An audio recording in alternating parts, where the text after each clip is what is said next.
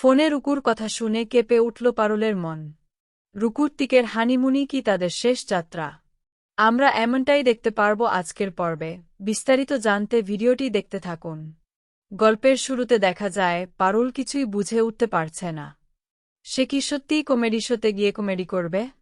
কারণ এর আগে কখনোই সে এরকম কিছু করেনি। সবার সামনে বলেও দিয়েছে যে সে কমেডি শোতে যাবে। এরপরই পারুল বলে, দাদু, আমি তো এমনি বলেছিলাম। ভাবতেই পারিনি এরকম কিছু হতে পারে। এখন তো আমার খুব টেনশন হচ্ছে।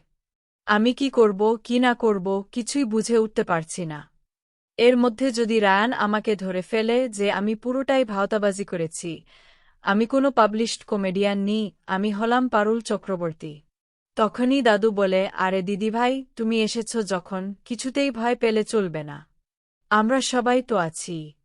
আমরা তোমাকে ঠিক সাহায্য করে সেই জায়গাতে পৌঁছে দেব। আর তুমি এত ভাবছ কেন?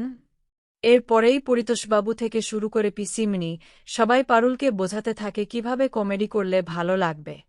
সবাই মিলে খুব সুন্দর একটা স্ক্রিপ্ট পারুলকে মুখস্থ করিয়ে দেয়। তখনই পারুল মনে মনে ভাবে, জানে না সে কি করবে, তবে চেষ্টা তাকে করতেই হবে। রায়ানকে সঠিক পথে ফেরাতে গেলে এই ছোট্ট নাটকটা পারুলকে চালিয়ে যেতেই হবে। মোল্লার বলে, চিন্তা করো না পারুল, তুমি যেভাবে সবকিছু স্ক্রিপ্ট মুখস্থ করেছ তাতে তোমার খুব একটা আটকাবে না। আর যদি কোথাও আটকে যাও সেক্ষেত্রে আমি সবটা সামলে দেওয়ার চেষ্টা করব। এরপরেই সবাই মিলে পারুলকে সবকিছু শিখিয়ে দেয়।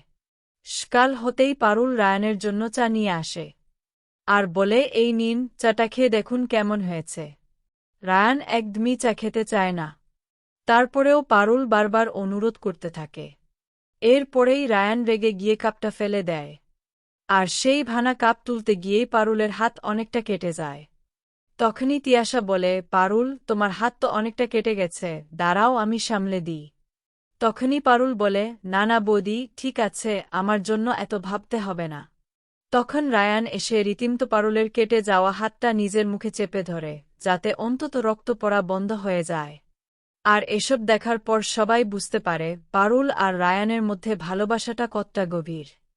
ওদের ভালোবাসা কখনোই এভাবে হারতে পারে না, এমনটাই বলতে থাকে সবাই। তার মধ্যেই বাড়িতে চলে আসে চন্দ্রাবতী জুয়েলার্সের চন্দ্রাবতী, অর্থাৎ হৃতিকের ঠাম্মি। আর ঠাম্মিকে দেখার পর তো ভিত্তিক থেকে শুরু করে বাড়ির বাকি সবাই অবাক হয়ে যায়। কেউ ভাবতেই পারেনি যে আবারও ওনার পদধূলি বসু বাড়িতে পড়বে। আশুতোষবাবু বলেন, কি ব্যাপার? হঠাৎ করে আপনার আগমন? কি চাইছেন বলুন তো? এরপরেই চন্দ্রাবতী বলেন, দেখো আশুতোষ, রাগের বশে আমি একটা ভুল করে ফেলেছিলাম। কিন্তু আমি আমার ভুলটা বুঝতে পেরেছি। তাই আমি ওদের দুজনকে ফিরিয়ে নিয়ে যেতে এসেছি। আমার মনে হয় ওদের ফিরে যাওয়াটাই উচিত। ওরা এখানে থেকে আর কি বা করবে? রুক্মিণী তো নিজের শ্বশুরবাড়িতেই ফিরে যাবে, তাই না?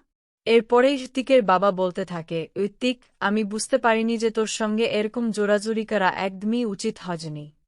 তবে আমি আমার ভুল বুঝতে পেরেছি। এখন অন্তত তুই ফিরে যেতে চাইলে নিশ্চয়ই আর কোনো সমস্যা হবে না। এরপরেই ঋত্বিক কি করবে বুঝতে পারে না। তখন সে মনে মনে ভাবতে থাকে, আমি তো চেয়েছিলাম রুকু দিদি নিজের সংসারে ফিরে যাক, কিন্তু নিজের সংসারে ফিরতে গিয়ে আবার কোনো বিপদের মুখে পড়তে হবে না তো? তখনই মৌসুমী বলে, কি ভাবছ বলো তো? কারণ দেখো, মেয়েটাকে এতদিন পরে যখন শ্বশুরবাড়ি থেকে নিতে এসেছে তখন সেখানে কোনো বাধা দিও না। এমনিতেই পাড়া প্রতিবেশীরা তো রীতিমতো বলতে থাকে, ঘরজামাই হয়ে থাকে, আরও কত কি। বুঝতে পারলে আমি ঠিক কি বলছি? কিন্তু পারুল বলে, রুকু দিদির যদি আবার কোনো অসত্ন হয় বাড়িতে, তাহলে আবার উল্টো দিকে ফিরিয়ে নিয়ে আসতে হবে। এমনটাই বলতে থাকে সে। তার মধ্যেই ঋত্বিক বলে, ঠাম্মি, একটা কথা শুনে রাখো, আমরা কিন্তু দুজনই, আমাদের সংসারে গোপালদাও থাকে। গোপালদা মানে রুক্মিণীর এখনও সবকিছু। তখন ঠাম্মি বলে, মিয়া বিবি রাজি, তো আমার কি অসুবিধা থাকতে পারে? এরপরেই যা যা শুনছে সবকিছুতেই হ্যাঁ করে রীতিমতো রুক্মিণীকে নিয়ে যেতে চায়। আর এরপর থেকেই রুক্মিণীর ভয় আরও বাড়তে থাকে। আর তখনই সবাই বলতে থাকে, সত্যিই রুক্মিণী বাড়িটা ছেড়ে চলে যাচ্ছে। বাড়িটা কেমন ফাঁকা হয়ে যাবে। এর মধ্যেই পারুল জিজ্ঞেস করে, কিছু বলবি না? তখন সে বলে, কারো পার্সোনাল লাইফে ইন্টারফেয়ার করার কোনো ইচ্ছাই আমাদের নেই, তাই আমি কিছু বলবো না। ঠিক সেই মুহূর্তেই রুক্মিণীকে নিয়ে নিজেদের বাড়ির পথে রওনা দেয় ঠাম্মি। কিন্তু পারুলের তবুও একটা সন্দেহ হতে থাকে। যদিও সে এই ব্যাপারে কিছু বলে না, কিন্তু সে দেখতে পায় আশীর্বাদের সময় যে প্রদীপটা জ্বলছিল সেটা হঠাৎ করেই নিভে যায়। আর সেটা দেখার পর পারুলের মনের মধ্যে ভয়টা আরও বেশি করে বাড়তে থাকে। কিন্তু পারুল মনে মনে ভাবে, যদি কোনো সমস্যা তৈরি হয় তাহলে সেই বাড়ি থেকে রুক্মিণীকে আবার ফিরিয়ে আনার ক্ষমতা তার সবসময় আছে। এই আত্মবিশ্বাস নিয়েই সবাই চলে যাওয়ার পর সে নিজেও কমেডি শোতে চলে যায়। সেখানে গিয়ে সে ঠিক করে, আজ শুধু দেখা নাই, সে নিজেও পারফর্ম করবে এবং পরিস্থিতিকে নিজের মতো করে সামলাবে। অন্যদিকে সেখানে আগে থেকেই উপস্থিত ছিল রায়ান, যে দূর থেকে সবকিছু খুব মনোযোগ দিয়ে লক্ষ্য করতে থাকে। পারুলকে দেখে তার ভেতরে এক ধরনের দ্বন্দ্ব তৈরি হয়, কিন্তু সে সেটা প্রকাশ করে না।